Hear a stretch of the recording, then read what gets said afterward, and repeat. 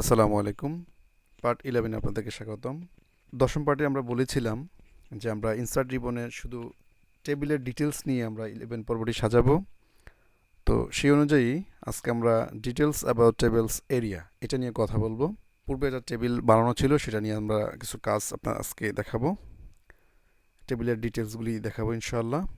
দেখুন, আমি যখন আমার কার্সরটাকে টেবিলের সেলের মধ্যে রাখছি তখনই টেবিল টুলস নামে একটা অপশান চলে আসছে। এবার দেখুন, আমি কার্সরটাকে এখানে ক্লিক করলাম, অটোমেটিকলি এখানে টেবিল টুলস নামে অপশানটা হাইড হয়ে গেল। অর্থাৎ এটা শুধুমাত্র এই টুলটা রাখা হয়েছে শুধু মডিফাই করবো কীভাবে এই এটা নিয়ে। টেবিলটা যেহেতু ইম্পর্টেন্ট, তাই এই টেবিলটা নিয়ে তারা আলাদা টেবিল টুলস নামে একটা অপশান রাখছে, যেটা নর্মালি হাইড অবস্থায় থাকে। যখনই টেবিলের মধ্যে ক্লিক করবো তখনই এটা শো হয়ে যাবে টেবিল টুলস নামে। তো এখানে দুইটা অপশান আছে, একটা ডিজাইন, একটা হচ্ছে লেআউট।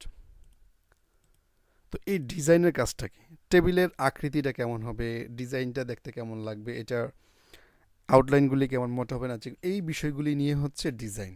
আর লেআউট হচ্ছে এটা কীভাবে বিছানো থাকবে, অর্থাৎ এটা এখানে কয়টা রো থাকবে, এটা মার্জ অবস্থায় থাকবে না এটা ভাঙা অবস্থায় থাকবে, এটার হাইট কেমন হবে, লেখাটা কোন দিক থেকে শুরু হবে, এই বিষয়গুলি নিয়ে হচ্ছে লেআউট।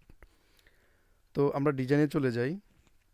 তো আমরা এখানে কিছু নমুনা ডিজাইন দেওয়া আছে, আমরা এতে ক্লিক করি, দেখেন এখানে কিছু নমুনা ডিজাইন দেওয়া আছে। আমরা চাইলে এখানে ক্লিক করলে আমাদের এই ডিজাইনটা এরকম হয়ে যাবে। এতে ক্লিক করলাম এই ধরনের হয়ে যাবে। তো আমরা ক্লিক করে দেখব কোনটার কী কাজ। তো না চাইলে নর্মালি আমরা আমাদের আগের অবস্থায় ফিরে আসব। সেক্ষেত্রে এটাতে ক্লিক করলে আমাদের আগের অবস্থায় ফিরে আসবে। এবার হচ্ছে শ্যাডিং। এই সেলটাকে এইটাকে বলা হয় সেল। এই সেলটার মধ্যে আমরা শেড দিতে চাইলে ক্লিক করব, শেড হয়ে যাবে। যদি আরও কয়েকটা সেল সিলেক্ট করি তাহলে সেখানে ধরে ক্লিক করব, এগুলি প্রত্যেকটার মধ্যে শেড চলে আসবে। আচ্ছা, আমরা শেড চাচ্ছি না। এবার আমরা চলে যাচ্ছি হচ্ছে বর্ডার স্টাইল। এই বর্ডার পুরো টেবিলটাকে একটা সিলেক্ট করব, তার বর্ডার স্টাইলটা এটাতে ক্লিক করে জাস্ট এভাবে ড্র্যাগ করে দিব, আমাদের স্টাইলটা চেঞ্জ হয়ে যাবে। এবার কন্ট্রোল জেড দিয়ে আমরা পূর্বাবস্থায় ফিরে আসলাম। এবার হচ্ছে বর্ডারের স্টাইলগুলি কেমন হবে, এটাতে এখানে অনেকগুলি স্টাইল আছে, যে ধরনের চাই জাস্ট ক্লিক করার পরে এখানে এরকম একটা ব্রাশ চলে আসবে, এখানে ধরে ড্র্যাগ করে দিলে এরকম হয়ে যাবে। স্টাইলটা ধরে ড্র্যাগ করে দিচ্ছি, এই ধরনের হয়ে যাচ্ছে। যে যতটুকু ড্র্যাগ করবো ঠিক ততটুকুই চেঞ্জ হবে। আবার কন্ট্রোল জেড দিয়ে পূর্ব অবস্থায় ফিরে আসছি, এবং এটা কতটুকু মোটা হবে পাতলা হবে এরকম। আর বর্ডার এই স্টাইলটা কতটুকু কোন কোন জায়গায় অ্যাপ্লাই হবে সেটা অল বর্ডারে ক্লিক করলে প্রত্যেকটা জায়গায় সেম হয়ে যাবে। ওকে, এবার আমরা চলে যাচ্ছি লেআউটে। আচ্ছা, লেআউটে দেখেন, লেআউটের আমরা কথা বলবো ড্র নিয়ে, রোজ অ্যান্ড কলাম নিয়ে, মার্জ নিয়ে, সেল সাইজ অ্যান্ড অ্যালাইনমেন্ট। এবার ড্র টেবিল। ড্র টেবিলে ক্লিক করে আমরা আমাদের মন মতো এখানে ড্র করে দিলে অটোমেটিকলি আমাদের চলে আসবে। যেহেতু আমরা ডিজাইন থেকে এই ডিজাইনটা রেখে দিয়েছি, এই জন্য এটা এই অবস্থা আসতেছে। আমরা এটা না রেখে নর্মালি রাখি, এটাতে ক্লিক করব। এবার কন্ট্রোল জেড দিয়ে পুরো অবস্থায় ফিরে চলে আসি। আচ্ছা, ড্রতে ক্লিক করলাম, করে আমরা আরও যতটুকু যে কটা রো চাচ্ছি এটা ক্লিক করে দিয়ে রোগুলি, কলাম চাচ্ছি কলামটা চলে আসবে।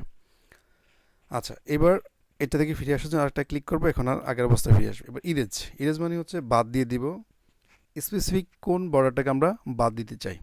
ক্লিক করব, এখানে দিব, বাদ হয়ে যাবে, এখানে দিব, বাদ হয়ে যাবে, এখানে দিব, বাদ হয়ে যাবে। এবার চলে আসি ইনসার্ট অ্যাবভ। ইনসার্ট মানে কোনো কিছু যোগ করা এটার মধ্যে। আচ্ছা, অ্যাবভ মানে হচ্ছে উপরে। তাহলে এই কলামটাতে আমরা আরও কি চাই, রো চাই। এই রোটাতে আরও রো চাই, কোথায় চাই, উপরের দিকে। তাহলে এটাতে ক্লিক করবো, উপরের একটা রো চলে আসছে।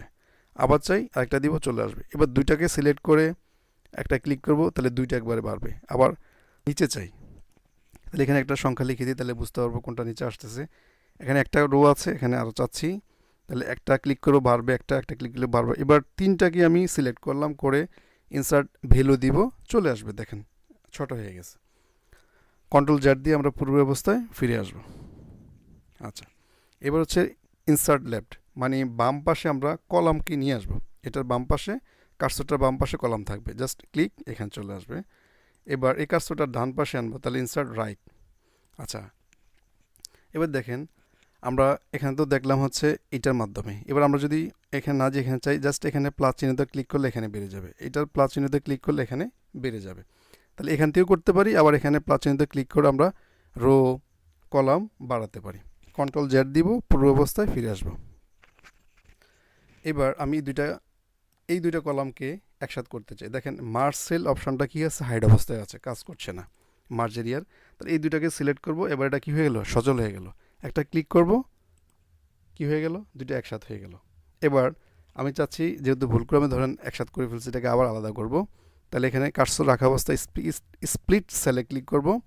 তাহলে নাম্বার অফ কলাম দুইটা দিয়ে ওকে দিব, ব্যাস হয়ে গেল। এখন এটা বরাবর আনার জন্য জাস্ট এখানে আসার পর চিহ্নটা চেঞ্জ হবে, মাউসের বাম বাটন চেপে ধরে এখানে এটা বরাবর নিয়ে আসবো।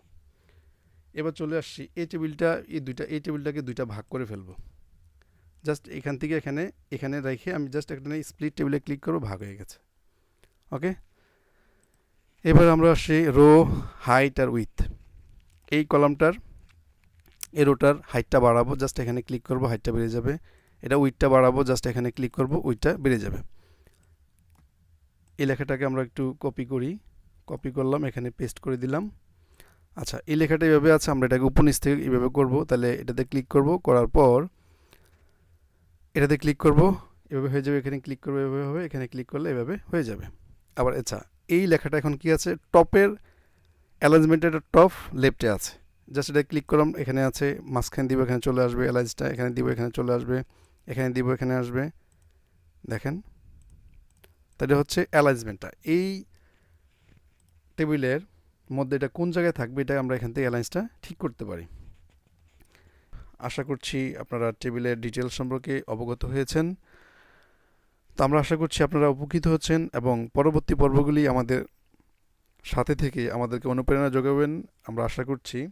এবং আপনাদের কোনো কিছু জানার থাকলে কমেন্টস বক্সে লিখে দিবেন। আমরা আমাদের সর্বোচ্চ চেষ্টা করব আপনাদের কমেন্টসগুলি পড়ে উত্তর দেওয়ার জন্য এবং ওই আলোকে টিউটোরিয়ালগুলি তৈরি করার জন্য। আসসালামু আলাইকুম ওয়া রাহমাতুল্লাহি ওয়া বারাকাতুহু।